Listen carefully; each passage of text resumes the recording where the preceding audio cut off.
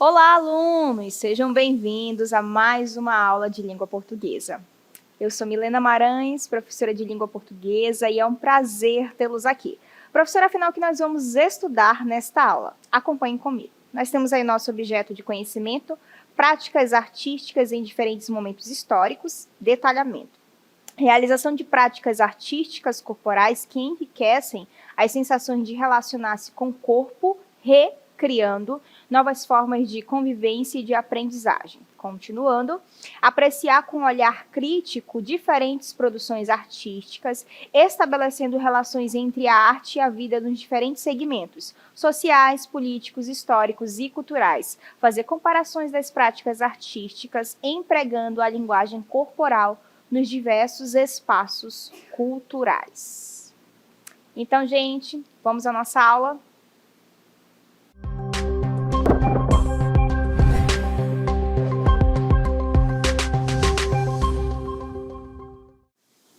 Gente, então, para começarmos esta aula, que será sobre literatura indígena, não é? Inclusive, falo com muito orgulho a respeito deste conteúdo, porque é uma forma de nós valorizarmos também a nossa cultura. Afinal, se você é amazonense, como eu sou, né, a nossa ancestralidade advém da cultura, né, dos povos indígenas.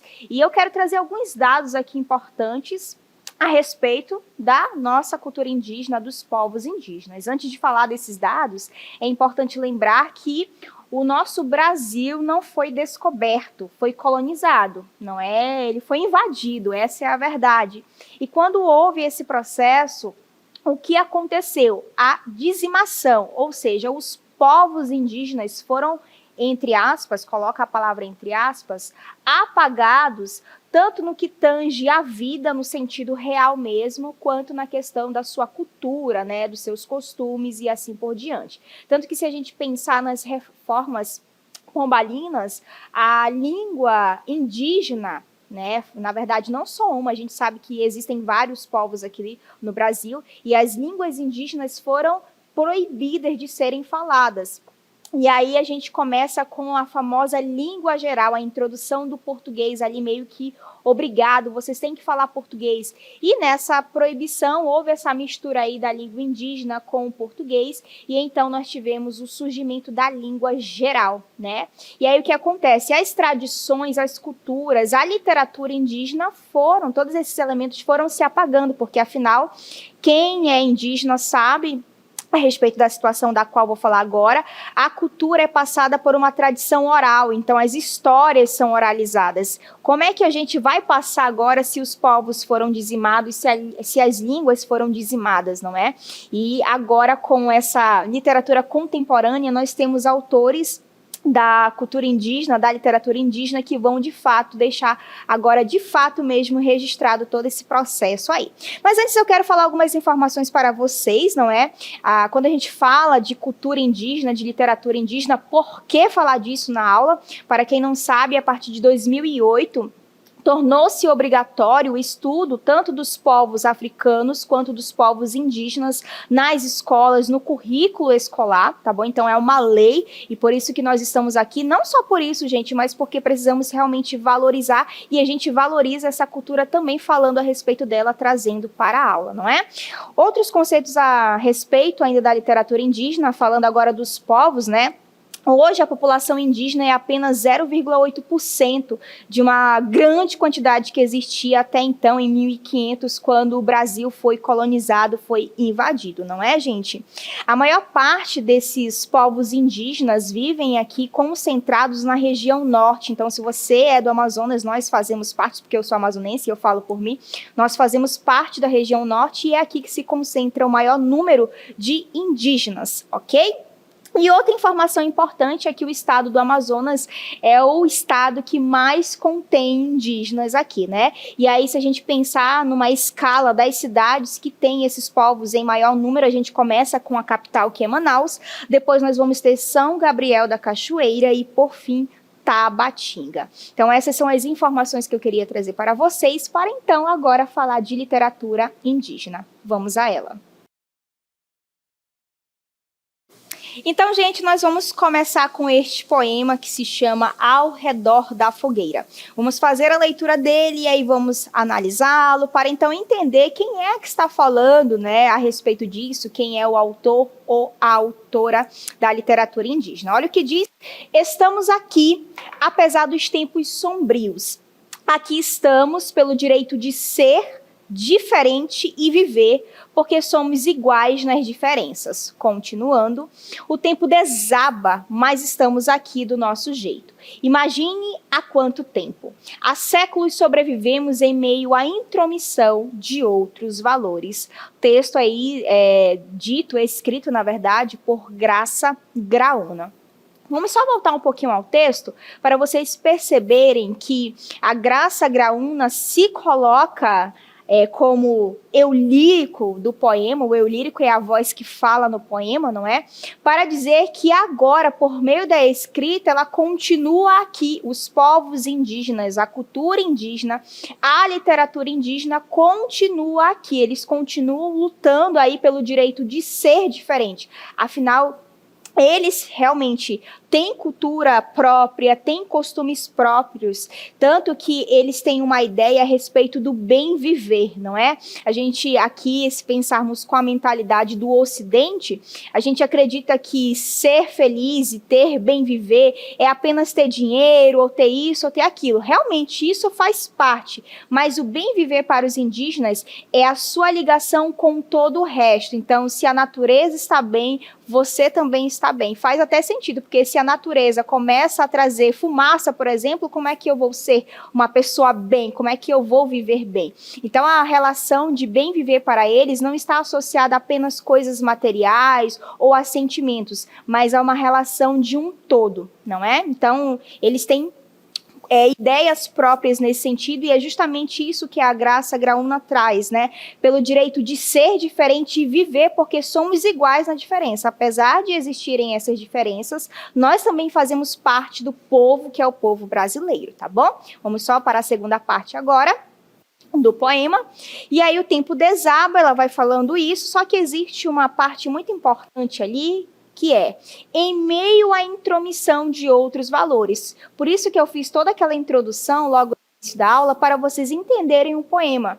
Porque, de fato, houve a introdução de outros valores que não eram valores indígenas, não eram culturas indígenas, enfim, tudo que se relacionava ao indígena.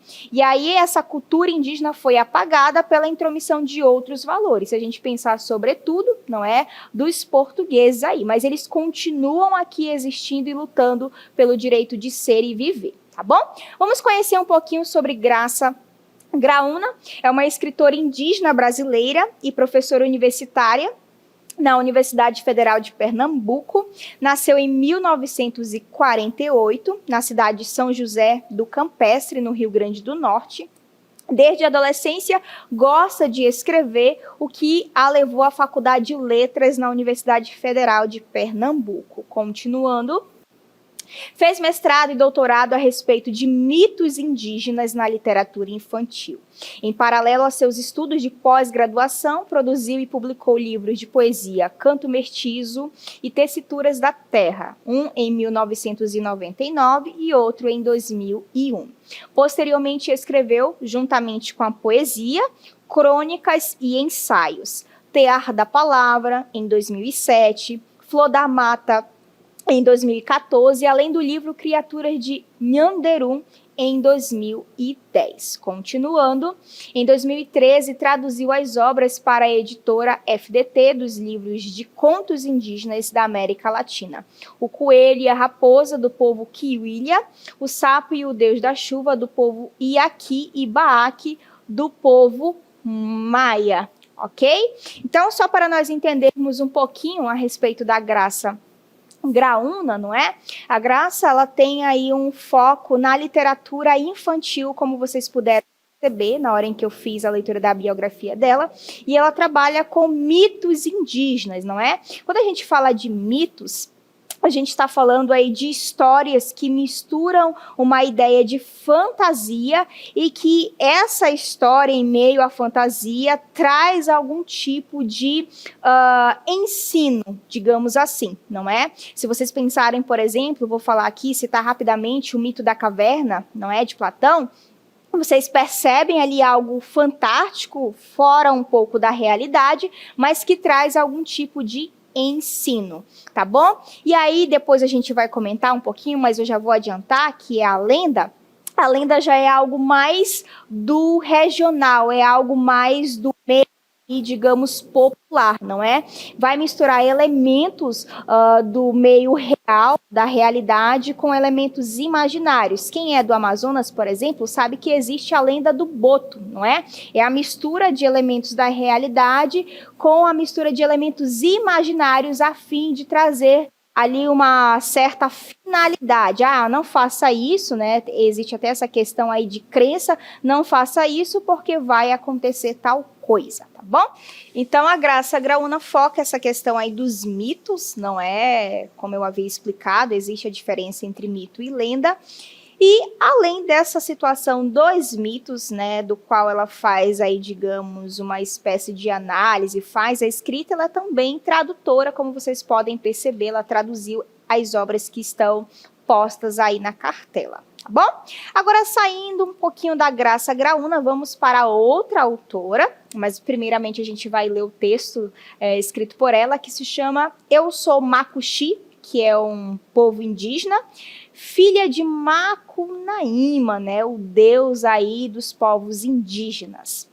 E vamos agora entender o que a Julie Dorrico, a gente vai falar dela, quer dizer com o poema. Um dia minha mãe decidiu me criar mulher e criou lá na década de 1990. Bem certinho. Decidiu, porém, que minha língua não seria nem o macuxi, como de minha ancestral, nem o inglês dos britânicos. Perceba a intromissão de outros valores aí, inclusive a língua, não? Ela fala que os britânicos, né, queriam introduzir o inglês, a mãe queria fazer com que ela falasse inglês. Mas o português. Eu não quis não. Olha aí, veja que além do inglês nós temos o português, como eu havia dito no início da aula.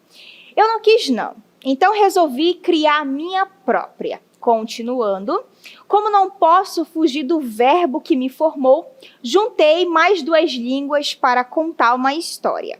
O inglês e o macuxês. Porque é certo que o mundo, precisa ser criado todos os dias. E é transformando minhas palavras que apresento minha voz nas páginas adiante. É um poema aí da Julie Dorrico. Vamos só voltar um pouquinho, não é?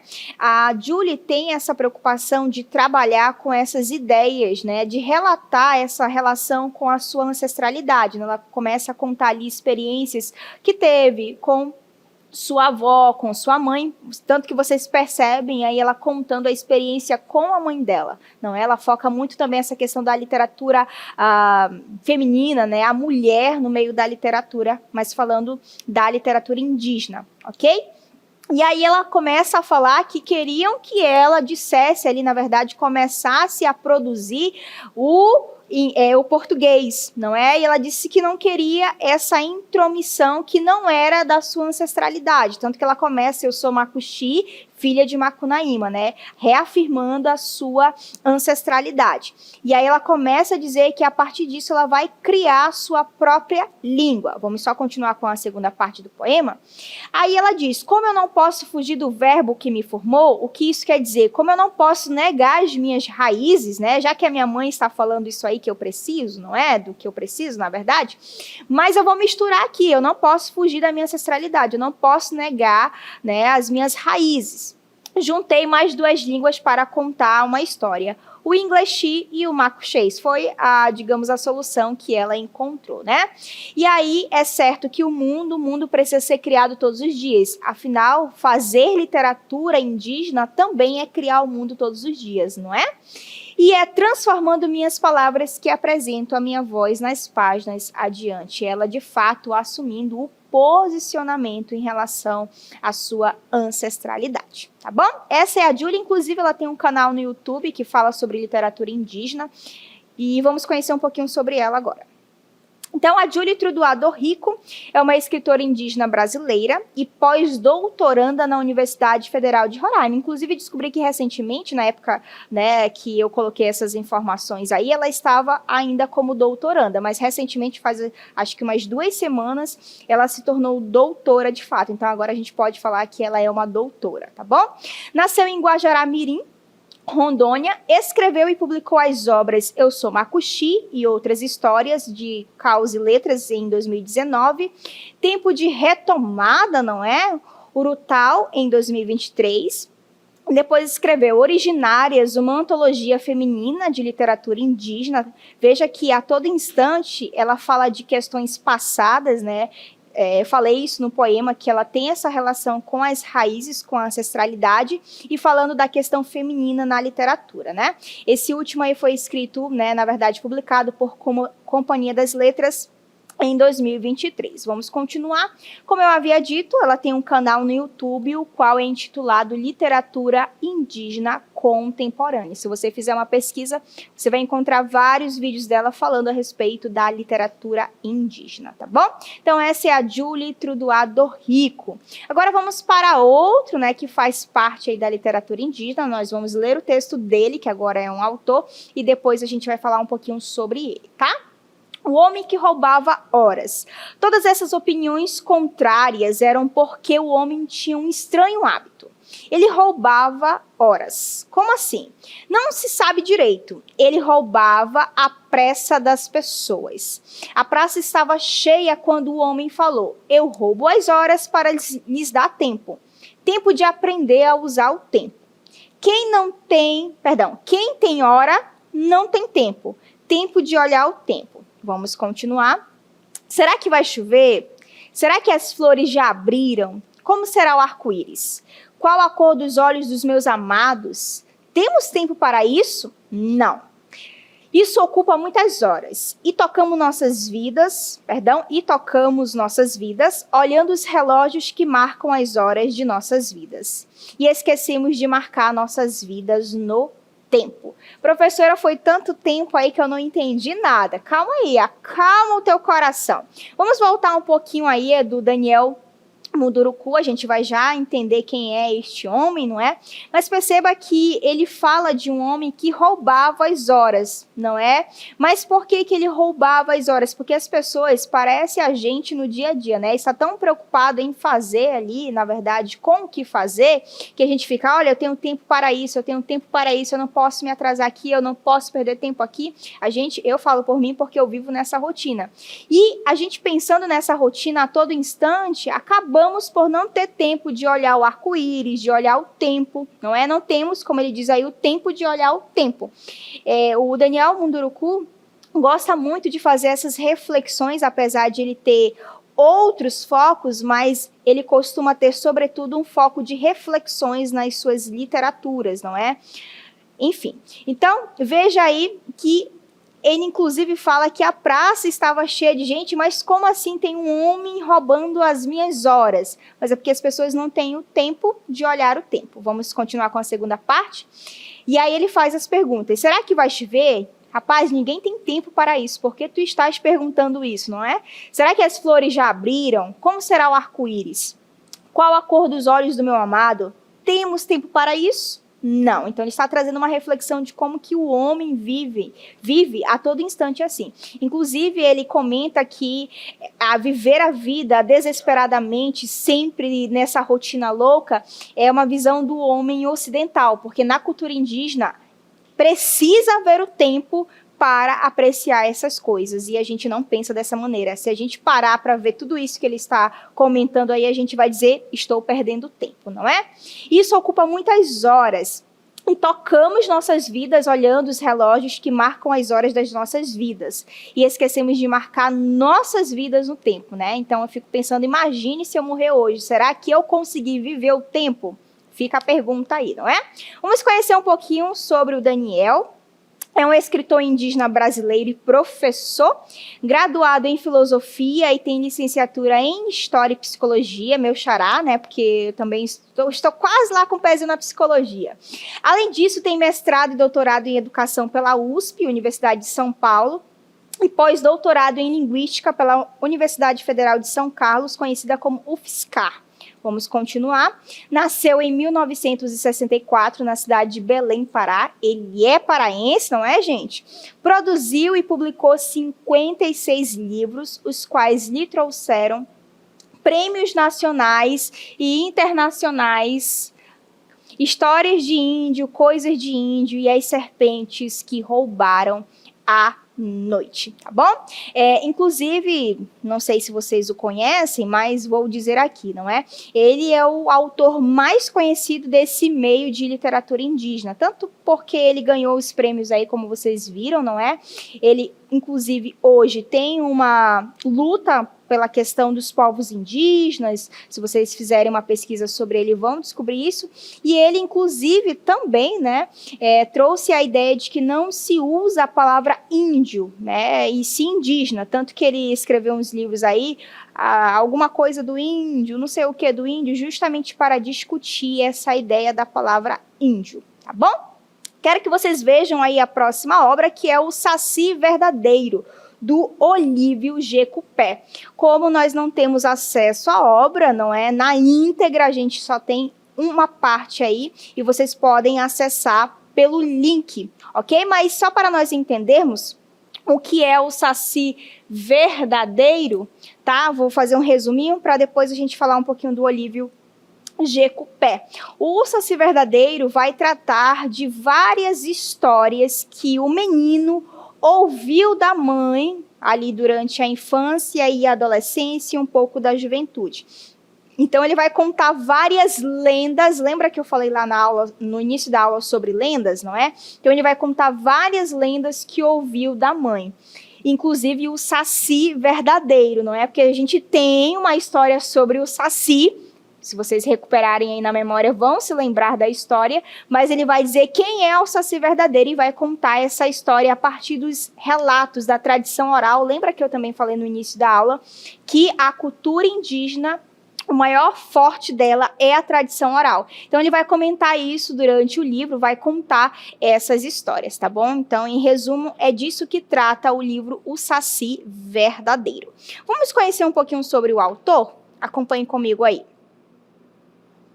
Olívio G. Cupé é um escritor indígena brasileiro e ingressou na USP para cursar filosofia, mas não conseguiu concluir o curso, gente, por uma série de motivos que, inclusive, inclui a ideia aí do dinheiro mesmo, gente, das condições financeiras, né? Ele não conseguiu avançar. Nasceu em 1965 na cidade de Novo Itacolomi, em Paraná, contudo, atualmente mora em São Paulo. Recentemente eu descobri que ele encontrou o Daniel Munduruku e começaram a produzir outras obras, não é? Afinal, o Munduruku também está ali por São Paulo.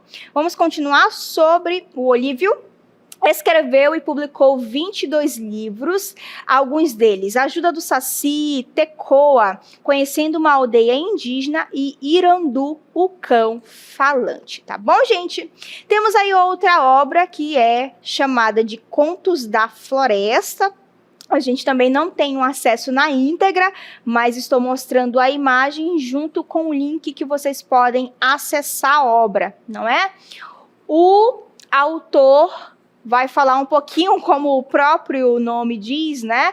Vai falar dos contos das florestas, das coisas que acontecem na floresta. Ele vai contar uma série de histórias aí que envolvem a floresta e a cultura indígena. Em resumo, é isso que se fala no livro, tá bom? Vamos conhecer um pouquinho do autor, que é o Iaguaré Yamã. É um escritor indígena brasileiro. Além de professor, é geógrafo formado pela Universidade de Santo Amaro e artista plástico. Olha, é daqui do nosso Amazonas. Nasceu em Nova Olinda do Norte, Amazonas, porém atualmente mora em Parintins, Amazonas. Então, se alguém é de Parintins, possivelmente conhece o nosso autor aí. Vamos continuar.